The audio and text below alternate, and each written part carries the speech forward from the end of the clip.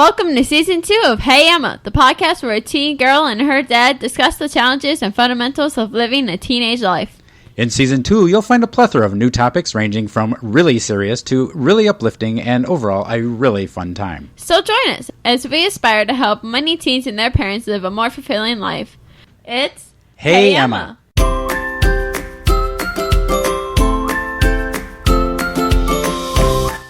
Hey Emma. Hey Dad. So today we're going to talk about... The coronavirus. That's because everyone's talking about it, right? Oh yeah. We're going to jump on that bandwagon. Oh yeah. All right, let's get started. Let's go.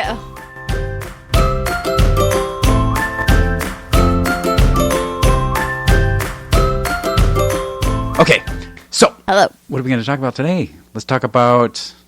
I think we should take this episode to document what exactly has been happening so far. What was it? Was that outside? Hold on. What was that? Hello? Oh, that was weird. That was like a lightning strike really close by here. Yeah, that was weird. Well, there's a storm going on. Your dog is laying on my cable again. Okay. Billy. Hey, Emma. Hey, Dad. So today, we're going to talk about... You left that up to me to decide. No, okay, I think we're going to take today to kind of like document what has been happening so far. Okay. Kind of strange. You think people don't know? Well, it could be kind of like a, like for future Okay. document. We can do that? Yeah. So what do you want to talk about? Let's go ahead and start. Stuff. Okay. Wow. Okay, a lot has happened in the past, but like Several weeks. several weeks. Yeah. Well, it's been happening for a couple months now, since like January, but it's just now in the past couple weeks starting to affect us. So it's a virus that's been going around, an illness. I thought I had it today. Maybe you did. No, I don't. But I got a hot flash, and I was like, "Oh my gosh, I have the coronavirus." No, but no, but I didn't, which is good because I don't want it. But it says it's about, or at least in the U.S., it's going to affect 60% of the population. Yeah, that's what I had heard, like that kind of an estimate. That's going to be a huge, huge number. Yeah, and it's affected mostly Italy and China, and then here. Yeah, China where it originated, and then, Yeah. they're expecting here, partially because people won't stay home. They just keep going out, and... Yeah, we're a nation that is constantly moving. We're busy people, and we are hard to keep down. Yeah, we're like we've known this for a while. We're the nation that likes to work. We constantly have to be doing something. We can't just sit at home. Yep. Like other countries, like France. I don't know. I just know France because I'm in French class. But Yeah. France. And you had an opportunity to go to France this year. Yeah, but then it got postponed. Yeah. And I didn't want to go anyway, so... Well, I did want to go, but not with them. Because I don't know anyone. But, yeah, in France, they live in, like, the now time. And so they... What do you mean by that? They live in the now time? It's called the être, to be, which means that... So we live in the avoir, to have time, which means that we're always looking ahead to where we're going. We're not focusing on what's actually happening. So we're always like focusing on what's going to happen instead of what is happening. And in France, their whole lifestyle is focusing on the now and what is happening. And so they take a lot of things, like they don't look ahead towards a lot of things. Everything is right in the moment. So like you could on someone in France, is a French person on their way to work, they might stop by a cafe and sit in the cafe with coffee just for a couple hours. Have a little coffee and a pastry. Yeah, before going to work. Even though, and like they can go in a later time, just knowing that they can sit and have coffee at work. Okay. And so they're not bound to rigid schedules, is what you're saying. Yeah. Actually, fun fact, French, in the French language, they don't have a word for excited. What? Like, you can't, like, they don't have a word for, like, what we say, oh, I'm excited to go to the park. they do not have a word for excited. Why is that? Because they don't focus on the future. They have like they do have like the future tense, like I'm going to the park or I'm going to go to the park, but they don't want to focus on the future. They want to focus on the present. So there's no anticipation of going to the park. Yeah. They're focused on right now. Yeah. And they're like, well, we know we're going to the park, but we'll Let's be enjoy excited right now. when we get there. Yeah. We'll enjoy it when we get there. Yeah. Yeah, we don't do that. I don't do that. Yeah, we're the U.S. is like constantly moving. We're always constantly having to do something. That's why we're in the au revoir, because we always are looking ahead to things that we're supposed to do. And even with me, when these past 2 weeks when everyone's telling us we should be staying inside and in our own homes and not doing anything, that's really hard for me. Yeah. Because it's hard for everybody, I think. Yeah. Because I need a structure and I need a schedule. Yeah, and I need to get out. It's very hard. I saw that it was particularly difficult with you because I do know that you really crave a schedule. Yeah. I mean, you really need that. And these last couple of weeks have been really hard because school has been out unexpectedly early. Yeah. One of the weeks was spring break, but one of the other weeks was, the governor had said that school's out. We're closing it early. And now it's going to be back in, and it's going to be a very different schedule now starting on Tuesday of this week. Yeah. But I could see the stress in you. I mean, I could see that it's affecting you. Yeah. And one of the things that you can tell it's affecting me is because my tics are coming out a lot more. Oh, yeah. Yep. You're ticking like crazy. Like a time bomb. Yeah. Towards the first week, it wasn't bad. Like, I was able to...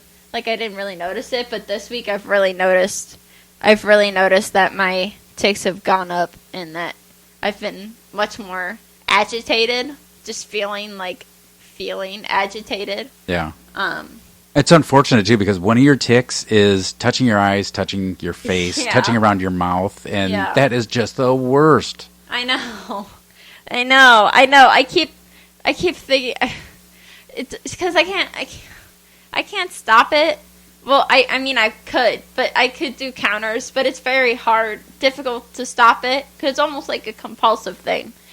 And I'm just afraid that if I do go out in public and someone sees me constantly touching my face, they're going to be like, oh, that's not good, or they're going to call me out on it or something. Sure. Which I don't like when people call me out. Well, but it's awfully hard because we know we're not supposed to touch our faces now. You're supposed to wash your hands a lot, use lots of soap, 20 seconds.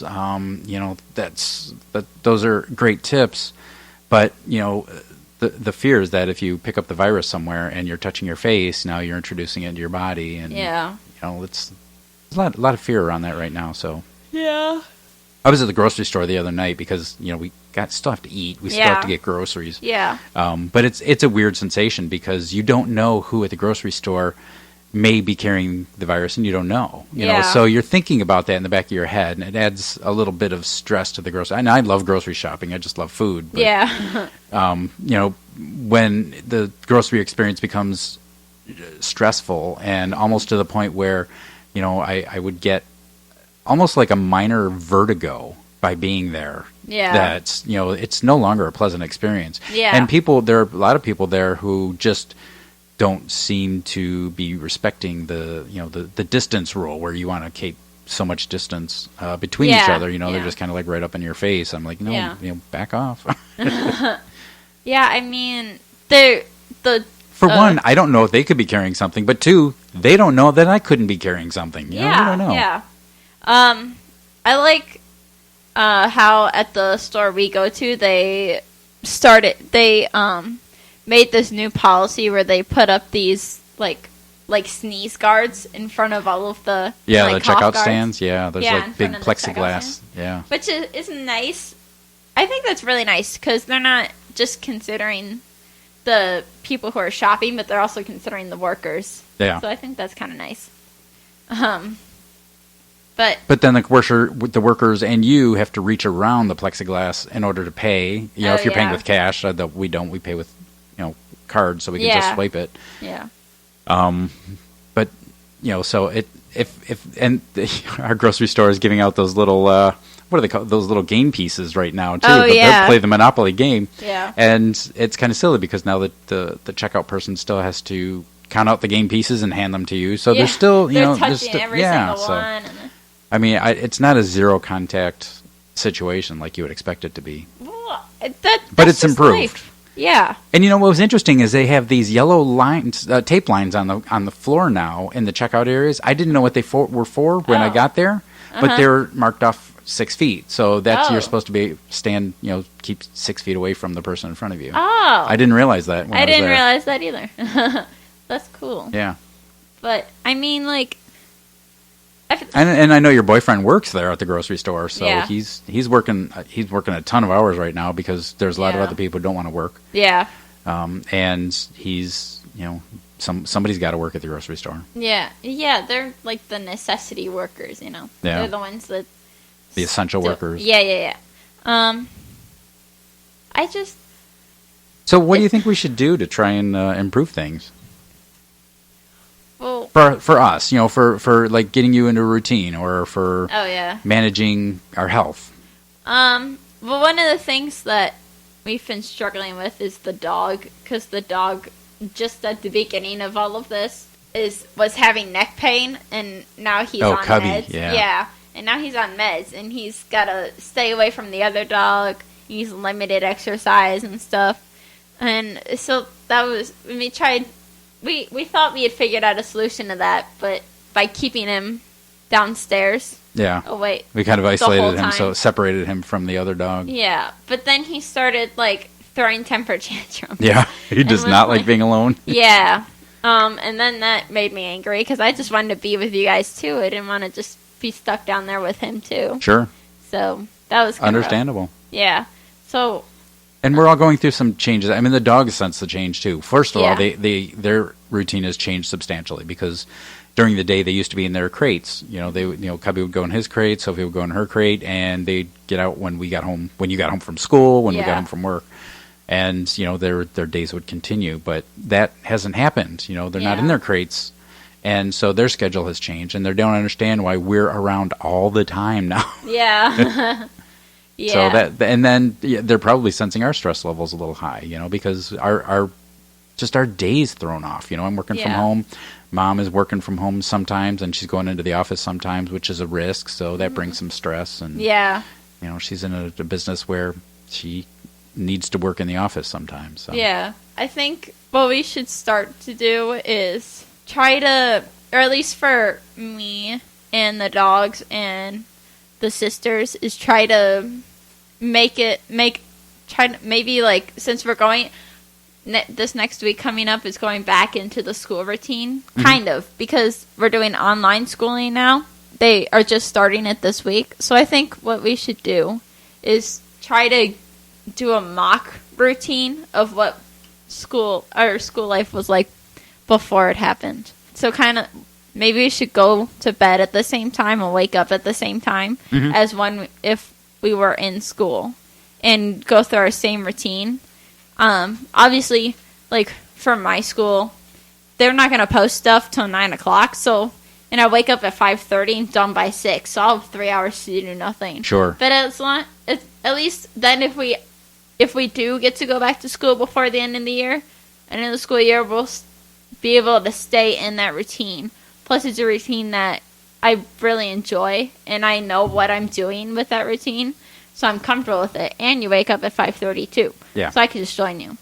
Because I have to be at my desk by 6:30. Yeah, and so it gives me an hour to eat breakfast and take a shower. Yeah, and I think my sisters should do that too. Because they wake up a little later than I do, so I think we should try to get them ready by the times that they would normally be ready. Because the past couple weeks we've been... One day, my little sister didn't get dressed at all the whole day, and we didn't even notice. She wore her pajamas the whole day, and that's not good.